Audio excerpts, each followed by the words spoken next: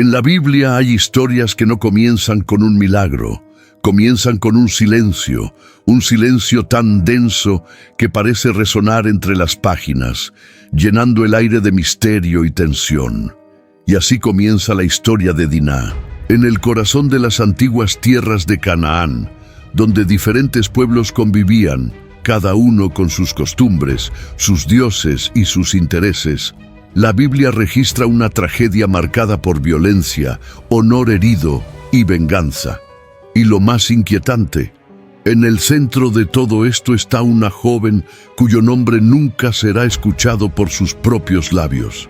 La narrativa habla de lo que hicieron con ella, de lo que decidieron por ella, de lo que hicieron en su nombre.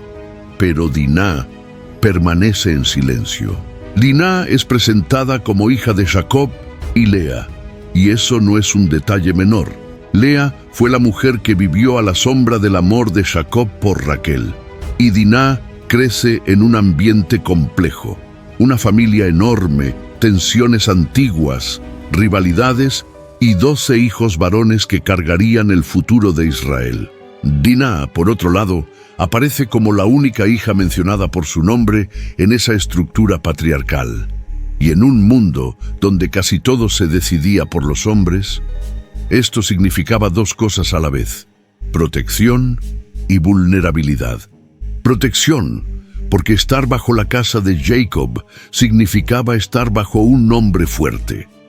Vulnerabilidad, porque el destino de una mujer en esa cultura podía ser tratado como una pieza de honor, como símbolo de reputación, y no como vida con sentimientos, con voz, con elección. Después de años de conflicto y miedo, Jacob llega cerca de Siquem. El capítulo anterior muestra que compra un pedazo de tierra y se establece allí. Por fuera parece que finalmente existe estabilidad, pero por dentro existe una tensión lista para estallar.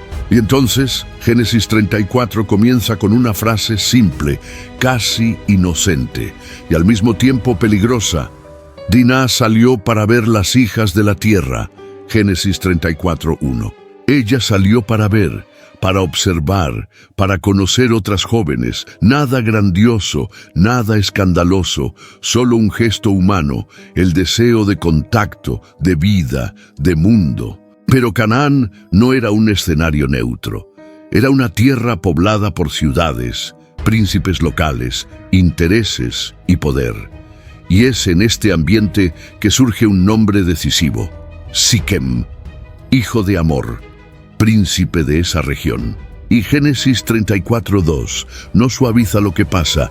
El texto es directo, el texto es duro. Siquem ve a Diná y la toma, y el texto dice que se acostó con ella y la humilló. Lenguaje de violencia y deshonra, no de romance. La Biblia no trata de pintarlo como poesía, no lo trata como amor prohibido, lo trata como una injusticia que hiere. Y aquí está una de las líneas más fuertes de esta historia. Diná significa justicia, pero el primer gran acto registrado sobre ella es injusticia. Y hay algo aún más oscuro. El texto no registra ni una sola frase de Diná. La narrativa no nos da sus pensamientos, no nos da lágrimas, no nos da gritos, no nos da un pedido.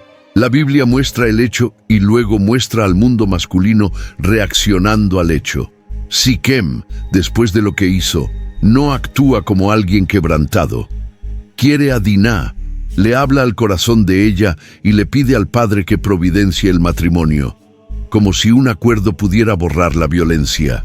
Y del otro lado, hay una casa, hay un padre, hay hermanos, y aquí es donde entra el elemento que da nombre a este video: el silencio de Jacob. Cuando Jacob escucha lo que pasó, la Biblia dice que se calló hasta que sus hijos volvieran del campo. No aparece corriendo, no aparece confrontando. Él se queda en silencio, y ese silencio costará caro, porque cuando los hermanos de Diná llegan, el silencio se convierte en fuego. Jacob escuchó y se quedó en silencio. La Biblia dice que en ese momento los hijos de Jacob estaban en el campo con el ganado. Jacob no hace nada hasta que ellos regresen. Diná Está en la casa de Siquem, y afuera la familia aún no ha reaccionado. Cuando los hijos regresan, el clima cambia. Génesis 34:7 dice que llegaron, escucharon y se indignaron y se enfurecieron mucho. El texto llama lo que hizo Siquem infamia en Israel, lo que no se debía hacer. De nuevo, la Escritura no lo romantiza. Lo nombra como vergüenza, como algo errado, como violencia. Pero la indignación de los hermanos rápidamente deja de ser solo dolor y se convierte en combustible. Mientras tanto, Siquem no huye. Trata de controlar la situación como lo hacen los hombres poderosos, con propuesta y negociación. Hamor, padre de Siquem, va a Jacob y sugiere una alianza, convivencia, matrimonio, mezcla de familias. Siquem, por su parte, insiste, quiere a Diná como esposa y ofrece dote, regalos, dinero, como si el honor y el dolor pudieran resolverse con un precio. Diná sigue sin voz, y los hombres comienzan a negociar su destino, y es aquí donde la Biblia revela otra capa oscura. Los hijos de Jacob responden con dolo, con engaño. Génesis 34:13. Dicen que no pueden dar a la hermana a un incircunciso, y entonces imponen una condición. Para que haya matrimonio y paz, todos los hombres de la ciudad deben ser circuncidados. La circuncisión era señal de la alianza con Dios. Génesis 17. Era marca de identidad espiritual. Pero en esta historia, el signo santo es usado como herramienta de trampa. Hamor y Siquem vuelven a la ciudad y convencen a los hombres con palabras de interés. Hablan de prosperidad, acuerdos, apertura de tierra, ganancias, y la ciudad acepta. Todos se circuncidan. Y entonces viene la virada. Al tercer día, cuando estaban doloridos y débiles, Simeón y Levi entran en la ciudad. 2 hermanos, 2 espadas, una furia que no pide permiso. Génesis 34, 25, 26 es directo. Entran y matan a todos los hombres. Matan a Hamor, matan a Siquem. Y luego los hijos de Jacob saquean la ciudad. Rebaños, bienes, todo. La violencia se extiende. Por fin, sacan a Diná de la casa de Siquem. El texto no describe su rostro, no describe su estado, no describe su voz. Solo dice que la sacaron. Y la pregunta queda en el aire, ¿fue justicia o fue destrucción? Porque una violencia fue respondida con otra violencia aún mayor. Un pecado generó una cadena de pecados y una herida se convirtió en una masacre. Entonces finalmente Jacob habla, pero lo que dice es impactante. No comienza hablando de Diná, comienza hablando de las consecuencias. Génesis 34:30. Jacob les dice a Simeón y Levi que los ha perturbado, que los ha hecho odiosos entre los habitantes de la tierra y que es un grupo pequeño. Si los pueblos se agrupan contra ellos, él y su casa serán destruidos. Jacob tiene miedo de la retaliación, miedo de la guerra, y Simeón y Levi responden con una frase corta, tajante. ¿Había él de tratar a nuestra hermana como prostituta? Y el capítulo termina así, sin reparación, sin cura, sin voz de Diná, solo el eco, violencia, honor y venganza. Y desde aquí, la historia hace algo aún más inquietante. Diná comienza a desaparecer del foco, y el peso de las decisiones queda sobre los hombres que reaccionaron. Pero la Biblia no deja eso impune. El silencio de Jacob no sería el último silencio, y la espada de Simeón y Levi no sería olvidada. Después de la destrucción, la familia de Jacob no tiene tiempo para celebrar nada, porque lo que ocurre en Siquem no es solo un evento aislado, es un gatillo. Jacob entiende algo. Ahora llevan una reputación, y la reputación, en ese mundo, era una invitación para la represalia. Él teme que los pueblos alrededor se unan contra ellos, y entonces pasa algo decisivo en Génesis 35. Dios le dice a Jacob, levántate, sube a Betel, y haz allí un altar. Génesis 35:1. Es como si el Señor sacara a Jacob de esa atmósfera de sangre y le devolviera a la familia un punto esencial. adoración, alineación, purificación. Jacob entonces habla con su casa y da una orden que revela que había cosas erróneas acumuladas dentro de ella desde hacía mucho tiempo. Echad fuera los dioses extraños, purificaos y cambiaos las vestiduras.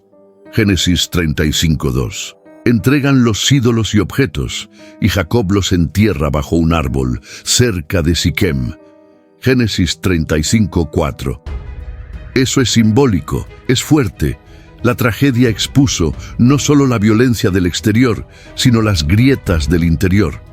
Muestra que la familia del pacto estaba conviviendo con cosas que no deberían estar allí, y cuando parten, sucede algo que solo Dios puede hacer. El texto dice que cayó terror sobre las ciudades alrededor y nadie persiguió a Jacob. Génesis 35:5. Repara en la ironía de la gracia. Dios protege una familia rota, llena de errores, llena de decisiones manchadas, no porque lo merezcan, sino porque la promesa sigue avanzando. Eso no justifica lo que ocurrió, pero muestra que Dios no pierde el control de la historia. Y en este camino, Diná se va quedando cada vez más silenciosa en el texto. La Biblia no narra lo que fue de su corazón. No narra si hubo cura, no narra si hubo acogimiento, no narra si hubo conversación. Ese es el lamento que atraviesa los siglos. Su vida sigue, pero el texto no abre esa ventana. Diná es mencionada nuevamente en Génesis 46:15, dentro de la lista de descendientes de Lea, un recordatorio de que ella seguía perteneciendo a la familia, pero sin detalles de biografía, sin enfoque narrativo. Y eso por sí mismo es una señal de cómo la historia bíblica, en ciertos momentos, registra dolores sin ofrecer el final cerrado que tanto deseamos. Pero la Biblia no deja las acciones de Simeón y Levi sin peso. Pasaron los años, Jacob envejece, el tiempo avanza, y llega el día en que llama a sus hijos para el momento final, las palabras de despedida, las palabras que funcionan como retrato espiritual de lo que cada uno se ha convertido. Y aquí el patriarca que se cayó en Génesis 34 finalmente habla con fuerza en Génesis 49. Mira a Simeón y Levi y dice algo que no es elogio, es juicio. Simeón y Levi son hermanos, instrumentos de violencia son sus espadas.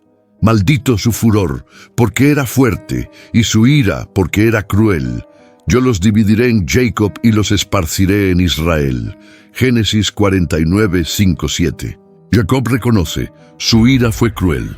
La violencia que trajeron dejó huella, y eso no serviría de base para el liderazgo. Y lo que declara se cumple con el tiempo. Simeón pierde fuerza como tribu distinta y acaba absorbida dentro del territorio de Judá. Levi, por su parte, es esparcida, y por la gracia de Dios, más tarde los levitas son separados para el servicio en el sacerdocio, pero sin herencia de tierra como las demás tribus. Viven esparcidos en ciudades levíticas. El punto sigue siendo, la violencia generó consecuencias, marcas, dispersión. Y ahora, con esto en manos, la historia de Diná revela sus lecciones sin necesidad de inventar nada. Y por fin, Dios no llama a esto de justicia perfecta. El propio Jacob, al final de su vida, condena la crueldad de esa ira. La lección es dura, pero es bíblica. La violencia no arregla violencia. La venganza no cura el corazón. El honor, cuando se convierte en ídolo, destruye todo a su alrededor. Y aún así, la historia de Diná sigue siendo un recordatorio de que Dios ve lo que los hombres ignoran. Incluso cuando la narrativa no registra la voz de la víctima, el Señor no es indiferente. La Biblia no pone esta historia ahí por casualidad. Está allí para enseñarnos a temer la lujuria, a temer la ira, y a entender que el camino de Dios no es el camino de la barbarie. El mundo intenta resolver heridas con poder. Dios resuelve con justicia y verdad, y cuando el ser humano intenta tomar el trono de la justicia con sus propias manos, el resultado suele ser ruina. Dinah queda como un nombre que no debe ser tratado como detalle.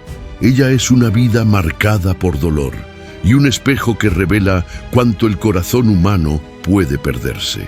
Y si esta historia te hizo pensar, entonces cumplió con el propósito que Génesis 34 lleva: hacernos temblar ante el pecado y recordarnos que la justicia de Dios es más alta que nuestra ira. Si este mensaje te habló, deja tu like, suscríbete al canal y comenta: yo confío en la justicia de Dios. Yo leo y respondo. Comparte este video con alguien que necesita recordar que Dios ve lo que el mundo ignora.